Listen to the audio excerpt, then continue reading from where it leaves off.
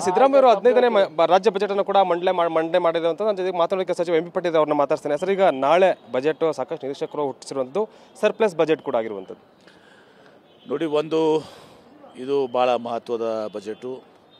ಇವತ್ತು ನಾವು ಜನರಿಗೆ ಏನು ಮಾತನ್ನು ಕೊಟ್ಟಿದ್ದೀವಿ, 5 ಗ್ಯಾರಂಟಿಯನ್ನು ಇವತ್ತು ನಾವು ಅನುಷ್ಠಾನಕ್ಕೆ ತಂದು ಜನರಿಗೆ ಅದರಿಂದ ಸುಮಾರು 1.2 ಕೋಟಿ ಕುಟುಂಬಗಳಿಗೆ, ಸುಮಾರು 4.5 ಕೋಟಿ ಜನರಿಗೆ ಅದರಿಂದ ಪ್ರಯೋಜನ ಆಗಿದೆ. ಅದರ ಜೊತೆಗೆ ನಾವು ಈಗ ಅಭಿವೃದ್ಧಿಯನ್ನು ಕೂಡ ಹೆಚ್ಚಿನ ಒಂದು ಒತ್ತನ್ನು ಕೊಡ್ತಾ ಇದ್ದೀವಿ.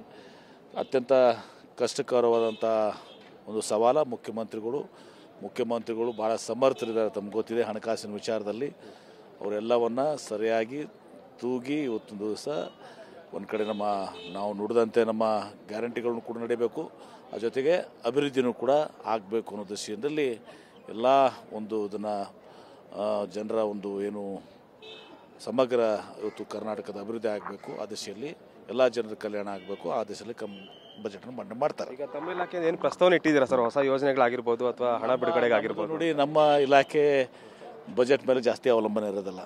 ಅದಾಗಿಯೂ ಕೂಡ ಕೆಲವೊಂದು ವಿಚಾರಗಳನ್ನ ತಂದು ಸಹ ನಾವು ಕೊಟ್ಟಿದ್ದೀವಿ. ಅದನ್ನು ಸಾಧ್ಯ ಆದಷ್ಟು ಮಟ್ಟಿಗೆ ಆದ್ಯತೆ ಮೇರೆಗೆ ಅದನ್ನು ಕೊಡುವಂಥ ಕೆಲಸ ಮಾಡ್ತಾರೆ.